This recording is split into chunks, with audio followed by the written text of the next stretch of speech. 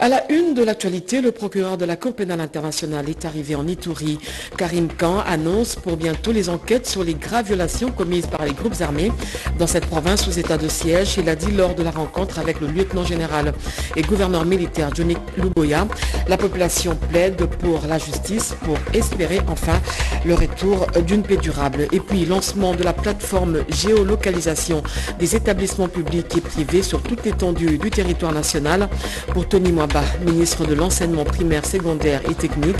Cette plateforme est un moyen efficace de lutter contre la délocalisation anarchique des établissements scolaires d'une entité à une autre. Ça sera tout pour les titres.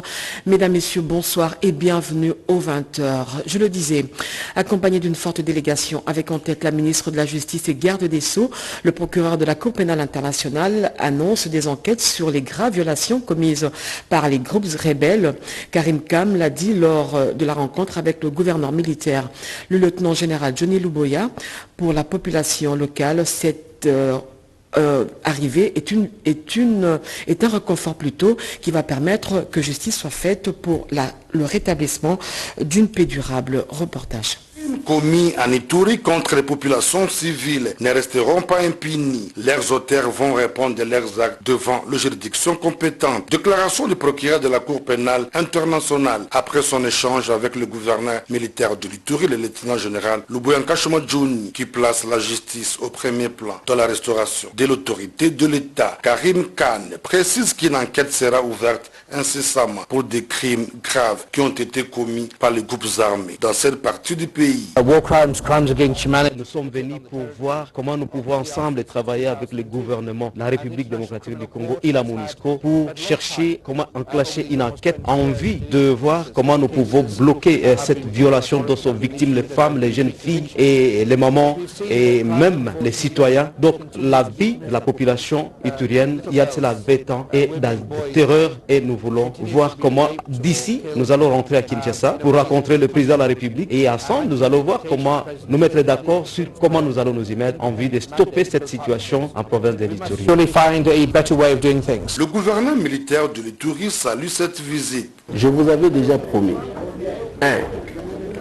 Nous stoppons les opérations. 2. Nous donnons la chance au dialogue. 3. Vous allez au PDDRCS après le dialogue. Et 4. Ça sera la justice. Et rien ne va changer. Aujourd'hui, nous sommes là, nous vous donnons un message. Si vous ne voulez pas arrêter, vous serez confrontés à la justice. Non seulement à la justice nationale, mais aussi à la justice internationale. Pour les communautés et acteurs de la société civile, la justice doit être faite pour que des milliers de victimes trouvent réparation au préjudice qu'elles ont subi. La communauté Lendu a toujours soutenu qu'un tribunal spécial pour la RDC soit institué et installé à Ituri pour que les criminels apparents et non apparents puissent répondre de leurs actes devant cette cour.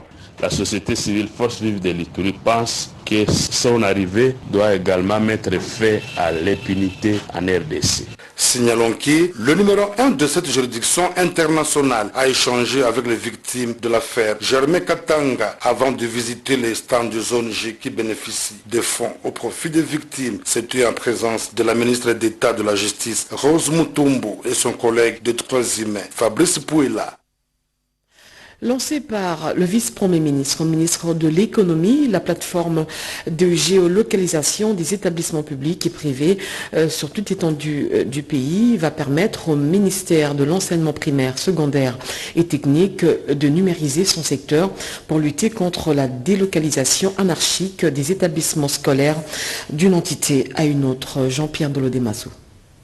Bien avant le lancement officiel de la plateforme de géolocalisation des établissements scolaires publics et privés, le ministre de l'enseignement primaire, secondaire et technique, le professeur Tony Mwaba Kazadi, a été invité pour expliquer les 8 onglets informatiques mis en ligne pour assurer la gouvernance numérique de son sous-secteur. Pour la première fois, depuis l'accession de notre pays à l'indépendance, le ministère de l'enseignement primaire, secondaire et technique fait de l'inclusion du numérique un outil incontournable dans sa gouvernance et de ce fait s'ouvre au monde extérieur à travers la digitalisation de ses services. Prenant la parole avant de lancer officiellement l'application, le vice-premier ministre et ministre de l'économie nationale, Vital Kamerhe, a félicité l'audace du ministre Tony Mwaba pour avoir réalisé en si peu de temps beaucoup d'actions dans le but d'améliorer la gouvernance numérique de son secteur. Cette initiative devrait inspirer tous les ministères et services de l'État qui ne l'ont pas encore réalisé,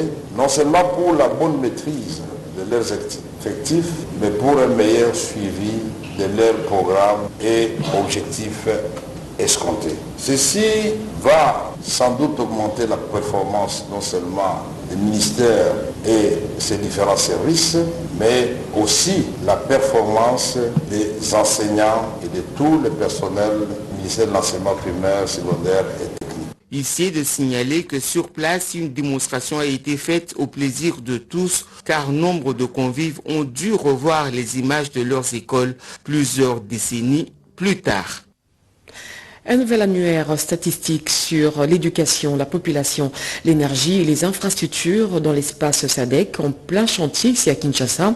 Pendant 3 jours, les experts régionaux des États membres vont évaluer le document qui va servir de guide pour toutes les activités de la région. C'est le ministre en charge du plan qui a ouvert les 10 travaux. Eric Kabamba, Françoise Bouela et Pompomba.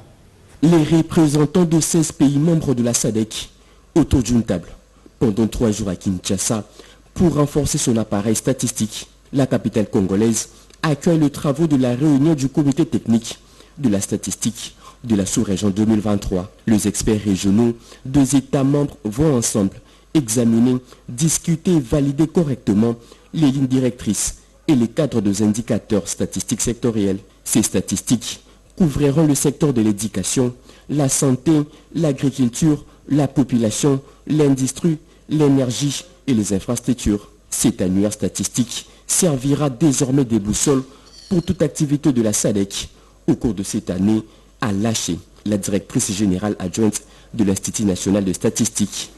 Le thème proposé vient à point nommé, dans la mesure où l'Institut national de la statistique, organe central de l'activité statistique en République démocratique du Congo, a déclenché le processus devant permettre l'établissement du bilan de la première stratégie nationale de développement de la statistique et l'élaboration de la deuxième stratégie nationale de développement de la statistique. Les participants sont appelés à un travail de fond pour doter la SADC d'une statistique harmonisée et fiable, a rappelé la ministre d'État congolais en charge du plan, Judith Souminois, qui a donné les feux verts de ces travaux. Il n'est un secret pour personne que sans des statistiques harmonisées et fiables, la planification du développement dans nos pays membres et dans la sous-région reste illusoire et l'évaluation de l'atteinte des objectifs de développement hasardeuse. Les travaux du comité statistique de Kinshasa se pencheront sur les avancées réalisées, les principales contraintes observées et les priorités pour l'avenir. Au terme de ces assises, sont attendues des recommandations fortes et profondes pour mieux accompagner les politiques et programmes de développement de la sous-région. Le gouvernement de la République, par l'entremise du ministère du Portefeuille, soutient la restructuration des entreprises publiques. C'est le cas de la société Kobil SA, devenue une référence nationale dans le secteur des hydrocarbures. Une occasion pour la ministre du Portefeuille et son collègue des hydrocarbures de remettre des brevets aux agents et cadres à l'occasion des 20 ans d'existence de cette entreprise. Angèle Mabiala et Litumba. La restructuration profonde des entreprises publiques initiée par la ministre d'État en charge du portefeuille est une réalité. Kobil, qui passe à la 3e place après Engen et Total, mérite des éloges. 20 ans après, cette entreprise du portefeuille s'affiche comme une référence nationale. L'occasion nous est offerte de jeter un regard rétrospectif sur le parcours et le jeu de cette entreprise pétrolière nationale dès sa création en mai 2003 à ce jour, a dit le ministre d'État en charge de la décentralisation Eustache Muhandi. Pour le ministre des hydrocarbures Didier Boudimbo, Kobil est une contributrice régulière au budget de l'État congolais. Jean-Marie Kiwele, directeur général, félicite les pionniers qui ont contribué à la création création et au fonctionnement de cette entreprise. Olivier Okunda, directeur général adjoint, et tous les membres du staff ont chacun évoqué les différents aspects qui concourent au succès de cette entreprise. Son évolution, l'apport des partenaires qui l'accompagnent, la sécurité, l'hygiène et l'environnement. 20 ans de loyaux services rendus à la nation, il faut les faire et cela mérite respect et considération. C'est tout ce qui a valu la reconnaissance et la remise des brevets de fidélité aux uns et des diplômes de mérite aux autres. Le gouvernement congolais se félicite donc de prouesses réalisées dans une de ces entreprises et assure l'encadrement, le suivi et la prise de décisions qui augurent une nouvelle ère au sein de cette entreprise publique. Et puis la direction provinciale de l'autorité de régulation de la sous-traitance dans le secteur privé va être installée dans les tout prochains jours dans la ville de Goma. Le but est de recueillir les fonds auprès des grands entrepreneurs pour booster l'entrepreneuriat dans la province du Nord Kivu. Marthe Mangaza pour le reportage. Identifier tous les entrepreneurs congolais, mieux les canaliser dans la connaissance et la compréhension de tous les étages et niveaux de la sous-traitance. Voilà la substance de cette mission que le ministre de l'entrepreneuriat, petite et moyenne entreprise, Désiré Nzingabirianze, vient d'effectuer avec dans sa suite le directeur général de l'ARSP, Miguel Cachal, à Goma, chef-lieu de la province du Nord Kivu. La perspective, c'est l'installation dans les tout prochains jours d'une direction provinciale de l'ARSP sur place. Cette direction deviendra ainsi l'interface qui permettra à l'ARSP non seulement de recueillir des fonds, mais surtout de booster les petits entrepreneurs locaux. Initiative saluée par ces derniers, car la plupart d'entre eux bradaient leurs avoirs en souscrivant des actions dans les entreprises détenues par les étrangers. Ici aussi, les petits entrepreneurs congolais ont manifesté les besoins d'un encadrement technique, administratif et financier. C'est vraiment quelque chose à encourager parce que l'entrepreneuriat, c'est quelque chose qui promouvoit le jeune, les femmes et puis d'autres personnes qui peuvent faire que la province puisse aller de l'avant. L'entrepreneuriat va également s'orienter vers le tourisme. La délégation a effectué une randonnée sur les lacs Kivu pour visiter l'île de Tchéguéra, un site touristique, domaine de l'ICSN en pleine construction. Le vice-ministre des Mines, Godard Motemona, a procédé à la clôture de l'atelier d'évaluation du fonctionnement des organismes spécialisés chargés de la gestion de la dotation du chiffre d'affaires des entreprises minières. Reportage. Organisé par le ministère des Mines et celui des Affaires sociales, Action humanitaire et solidarité nationale, ces assises avaient comme objectif assurer le suivi et le fonctionnement des organismes spécialisés, faire un état des lieux de la mise en œuvre des activités des DOT, examiner et approuver les prévisions budgétaires des DOT et des projets retenus dans le plan locaux de développement communautaire. Les riches débats ont permis de formuler des recommandations et stratégies, d'apporter des réponses précises devant permettre au dit comité non seulement de vous évaluer en tant que gestionnaire pour les comptes des communautés, mais aussi de s'auto-évaluer dans ces missions vis-à-vis des organismes spécialisés, le tout dans le seul but d'améliorer ce qu'on attend de chacun. La réalisation dans un temps record des projets de développement pour nos populations dans les conditions de vie précaires contraste avec l'accroissement des richesses des industriels qui exploitent le sous-sol de ces dernières. Plusieurs recommandations pertinentes sont sorties de cet atelier. En voici quelques-unes. Transmettre au comité de supervision les rapports financiers sur les dépenses engagées avant l'approbation des prévisions budgétaires, le plan local de développement communautaire approuvé par les membres des communautés impactées par les projets miniers du ressort de chaque DOT. Respecter scrupuleusement les manuels de procédure et les règlements intérieurs respectifs. Solliciter l'autorisation préalable du comité de supervision avant d'engager les dépenses. Prenant la parole au nom du ministre des Affaires sociales, Madame Alice Mirimo, DG du Fonds national de promotion des services sociaux, a souhaité que les recommandations issues des échanges améliorent la vie des communautés locales, de ce pas celle des organismes spécialisés qui gèrent cette dotation. La commission de la concurrence du COMESA et l'Observatoire des marchés africains ont mené une étude sur la concurrence des prix des denrées alimentaires sur le marché. L'objectif est d'évaluer le taux de consommation des denrées alimentaires par la population. Diane Balaka.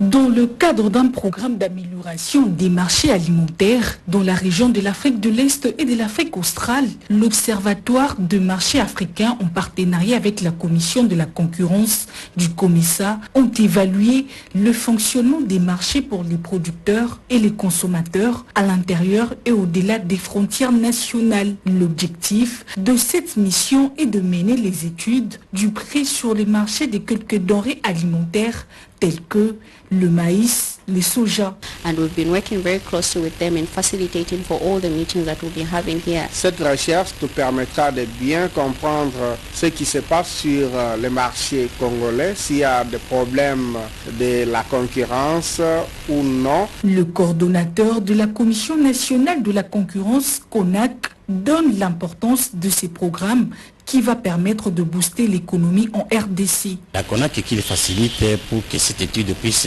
être bien menée, afin que le prix qui est pratiqué à des différents niveaux, au niveau des producteurs, le prix de certains produits spécifiques, que la CONAC est en train de les accompagner dans cette étude pour que ça soit bien mené. Le Centre pour la concurrence, la réglementation et le développement économique et un centre de recherche situé à l'Université de Johannesburg qui travaille sur les marchés, la concurrence, les chaînes de valeur régionales et le développement économique. Pour cette première phase, 7 pays sont concernés, dont la République démocratique du Congo, le Kenya, le Malawi et autres. La Chambre de commerce, d'industrie et de services veut donner un souffle nouveau dans le domaine des affaires.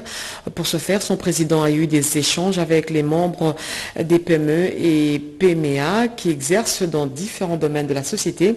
Ces derniers ont reçu des informations claires sur comment relever les entrepreneurs qui se trouvent au bas de l'échelle. Sandra Nyangui, Charmant Lelo.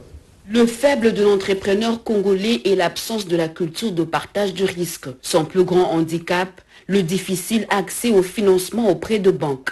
Et la Chambre de commerce, d'industrie et de services de la RDC, CCIS RDC en sigle, se propose en solution. La rencontre de ce jour a mis en présence les différents domaines de PME et PMI, maroquinerie, tapisserie, boulangerie, poissonnerie, le secteur marchand sans être exhaustif. Et Jean-Robert Issifois, président de la CCIS RDC, à la tête de tout son staff. Il était question d'entraide, d'échange de carnet d'adresses. La Chambre de commerce veut être ce carrefour permanent d'informations économiques pour ces opérateurs économiques qui doivent au besoin coaliser pour tâter les marchés étrangers. Ces discussions intéressent beaucoup les PME et PMI présentes à cette rencontre. Nous devons faire des grandes choses, donc c'est que lui-même porte déjà une grande vision pour notre pays, une grande vision pour l'Afrique ainsi que pour l'humanité. À la Chambre de commerce, d'industrie et de services, Jean-Robert Issifois sait comment faire profiter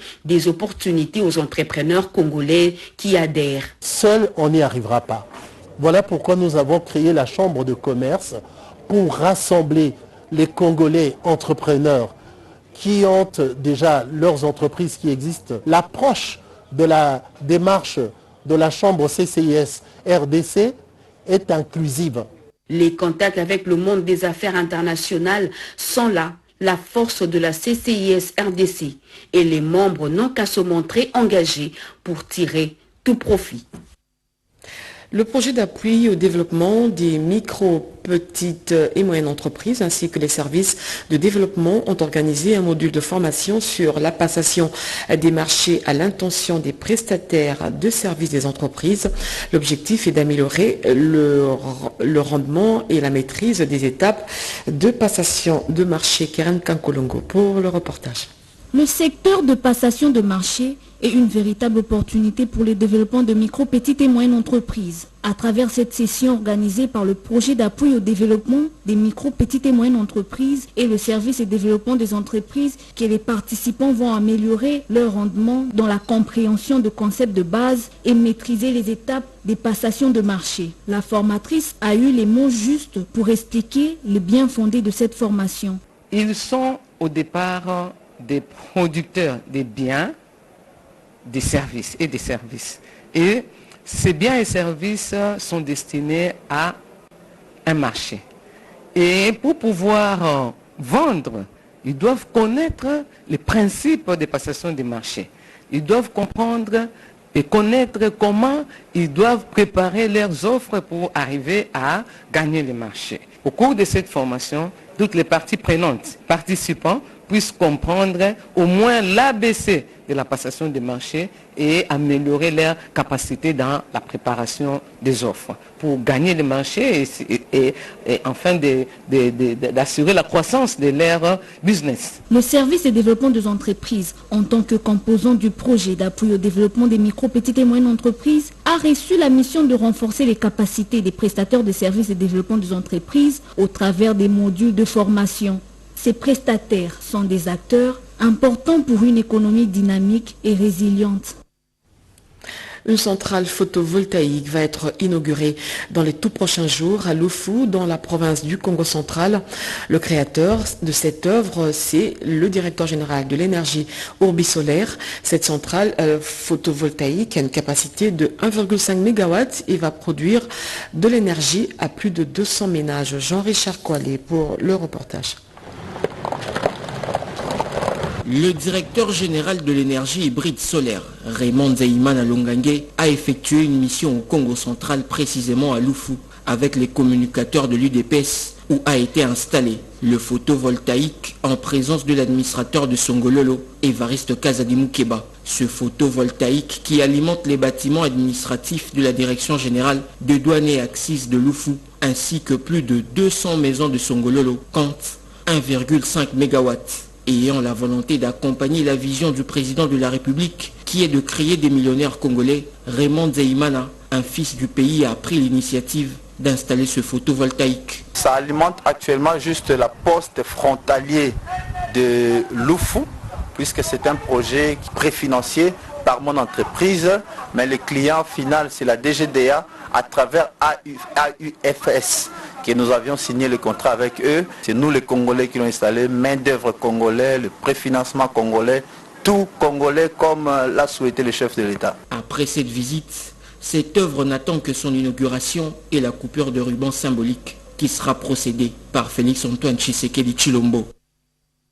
Le magazine Infrastructure a totalisé ses 10 ans d'existence, une double cérémonie marquée par la remise des prix ainsi que le lancement de la première édition du prix Tombouana par le producteur et présentateur de l'émission Aimé Mutombo, un événement riche en couleurs qui a décerné le premier prix au président de la République, Félix Antoine Tshisekedi. Sandra Nyangé. Devant plusieurs invités de marque, le producteur, promoteur et présentateur du magazine Infrastructure et Développement, Aimé Mutombo, est revenu en 2 temps 3 mouvements sur les 10 ans du magazine et le pourquoi de la promotion des infrastructures, gage du développement d'un pays. C'était avant de donner la quintessence du trophée Tombouana, un prix qui récompense toutes les personnalités qui se sont distinguées dans les domaines des infrastructures et du développement. 10 ans dans la vie d'un homme ne constitue pas un recul assez suffisant pour se faire une idée de ce qu'il est et ce qu'il représente encore moins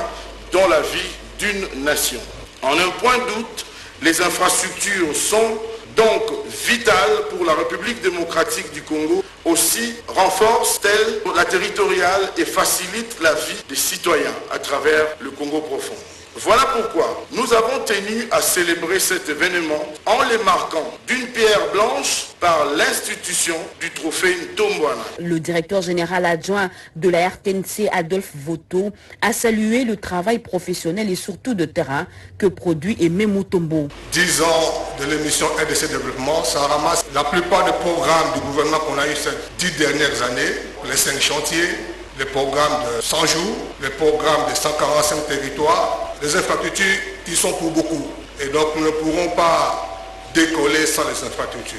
Autre temps fort de cette soirée haute en couleur était la remise du prix Tombouana aux personnalités de marque. Parmi les lauréats, on compte le président du Sénat Modeste Bahati Lukwebo, le premier vice-président de l'Assemblée nationale André Mbata, le gouverneur de la ville de Kinshasa Gentini Ngobila, le patron du service national, le général Kassongo Kabouiki et le directeur général de l'OVD Victor Toumba, ainsi que d'autres personnalités œuvrant dans le secteur privé. Juste après, à 21h, l'intégralité de cette soirée, des 10 ans d'existence de cette émission. Et puis, les ministres de l'Agriculture et Élevage, ainsi que les partenaires au développement ont validé le rapport de l'exercice du 21e cycle du cadre intégré des classifications de la sécurité alimentaire. La rencontre s'est déroulée au secrétariat général de l'Agriculture. Nadine Foutouka pour le reportage. Le rapport du 21e cycle du cadre intégré des classifications de la sécurité alimentaire IPC, désormais validé ce lundi 29 mai 2023 au secrétariat général à l'agriculture. L'exercice d'analyse des outils de l'insécurité alimentaire aiguë a été conduite à l'aide des protocoles IPC développés et mis en œuvre par les partenariats mondiaux de ces cadres. Ce dont le secrétaire général à l'agriculture, José Ilanga Lofonga, apprécie à leur juste valeur la qualité du rapport et l'accompagnement de tous les partenaires impliqués au 21e cycle de l'IPC. La secrétaire générale à la pêche et élevage, Pascaline Mbangu Kikumbi, constate que les données de l'IPC sont généralisées dans toutes les provinces. Ces données reflètent les indicateurs en jaune, preuve d'une détresse ou d'une crise alimentaire.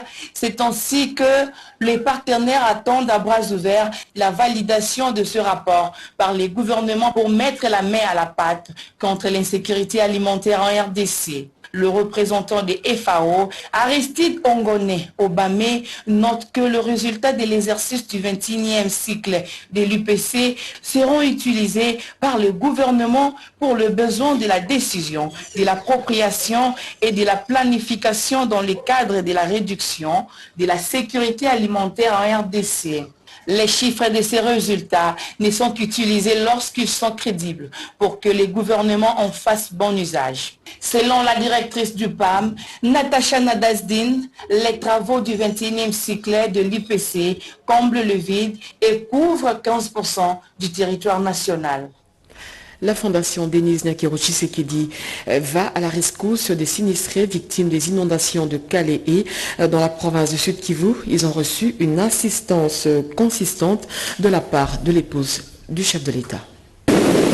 500 ménages sinistrés de la calamité naturelle survenue en date du 4 mai dernier à Bouchouchou et Nyamukubi, en territoire des Calais, ont reçu le lundi 29 mai une assistance en vivres et non-vivres de la fondation Denise Nyakero Tshisekedi. Plus de 53 tonnes constituées des vêtements, des couvertures, des chaussures, ainsi que d'une grande quantité de riz, des semoules, des soja, des sels, des sucres et d'autres denrées ont été remises à cette population pour soulager tant soit peu la misère endurée à la suite de cette catastrophe naturelle dévastatrice. Et cela à la satisfaction des 215 bénéficiaires de Bouchouchou, dont 39 handicapés, 26 blessés, 80 veuves, 70 orphelins, tandis que le reste de l'assistance a été distribué à ceux de Nyamukubi. Les autorités locales et les bénéficiaires ont exprimé leur profonde gratitude à la fondation de la première dame Denise Nyakero Tshisekedi pour ce don distribué par l'administrateur des territoires des Calais. Il a remercié l'épouse du chef de l'État à travers sa fondation. Nous avons dit merci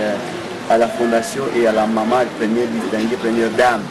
Les membres de la fondation présents à Calais ont fait savoir que cette assistance a été réunie avec l'appui financier des partenaires. Dès que nous avions appris cela, la distinguée première dame, présidente de notre fondation, a dépêché une équipe qui est arrivée sur place pour pouvoir prendre la température sur place, sur terrain, identifier les besoins les plus urgents. La fondation a mené d'autres activités dans les territoires des Calais ce lundi 29 mai.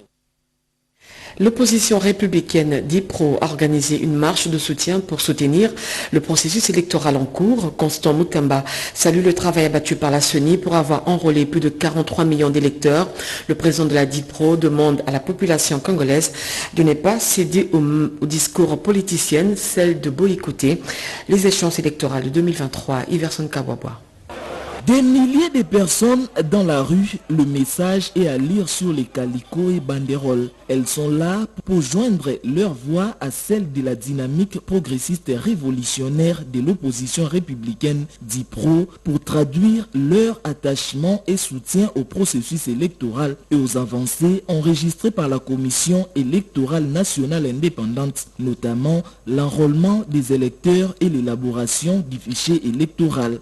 Cette marche patriotique et pacifique conduite par l'équipe dirigeante de l'opposition républicaine avait comme point de départ le terrain Mamaemo à Gombe pour chiter à la CENI à travers une méthode pédagogique. La police, pour la raison de sécurité, a demandé aux manifestants de former une délégation pour déposer le mémorandum à la centrale électorale. Son président, Maître Constant Mutamba Tungunga, en républicain, ainsi que ses nombreux militants ont fait montrer le civisme. Opposition républicaine et marché les lots, on a Goloba, non, la manœuvre, la bande qu'on a vu en face, oh balingi dialogue. Nous sommes une opposition républicaine. Par cette marche, nous lançons un appel patriotique à nos compatriotes d'être vigilants au discours de l'opposition radicale qui veulent à tout prix un glissement pour préserver leurs intérêts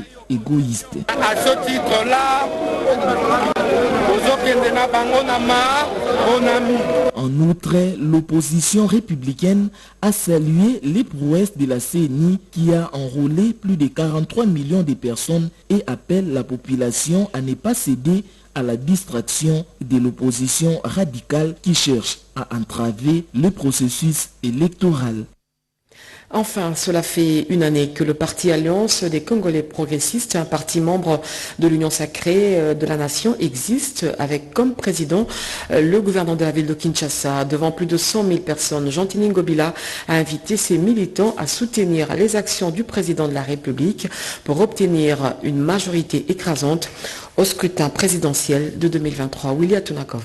C'est devant une foule immense, composée de plusieurs milliers de militantes et militants, ainsi que des hauts cadres de l'ACP, Alliance des Congolais progressistes, parti politique, membre de l'Union sacrée de la nation, dont il est l'autorité morale, rassemblés devant Place de la Poste à Kisangani, que Jean-Tini Ngobila Mbaka, gouverneur de la ville de Kinshasa, a sensibilisé la population boyomaise à ratisser large pour donner la chance au président de la République, Félix Antoine Tshisekedi Tshilombo, de briguer son second mandat avec une majorité confortable. C'était à l'occasion de l'an 1 de l'existence de cette formation politique à caractère national, célébrée avec faste dimanche 28 mai 2023 au chef-lieu de la province orientale où il est arrivé le même jour par l'aéroport de Bangoka. Le premier anniversaire de l'ACP a été également une occasion pour son autorité morale, Jean-Tini Ngobila Mbaka, d'adresser un message d'encouragement à tous les cadres et militants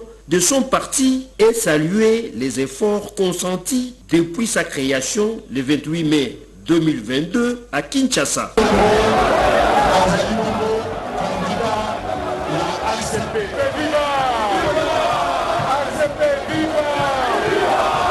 Rappelons que, à peine une année seulement d'existence, l'ACP, parti politique ouvert à tous les Congolais et qui s'est déjà implanté dans les 26 provinces de la République démocratique du Congo et à son 3e déplacement officiel en province après sa sortie au stade de Martyr à Kinshasa.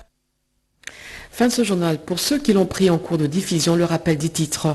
Le procureur de la Cour pénale internationale est arrivé en Ituri. Karim Khan annonce pour bientôt les enquêtes sur les graves violations commises par les groupes armés dans cette province sous état de siège. Il a dit lors de la rencontre avec le lieutenant général et gouverneur militaire Johnny Luboya. La population, quant à elle, plaide pour que la justice soit faite pour espérer enfin le retour d'une paix durable. Et puis lancement de la plateforme géolocalisation des établissements publics et privés sur toute l'étendue du territoire national. Pour Tony Mwamba, ministre de l'Enseignement primaire, secondaire et technique, cette plateforme est un moyen efficace de lutter contre la délocalisation anarchique des établissements scolaires d'une entité à une autre. Voilà, merci d'avoir suivi ce journal. L'actualité continue avec José Baïtombo à 23h. Moi, je vous retrouve demain avec le même plaisir. Au revoir.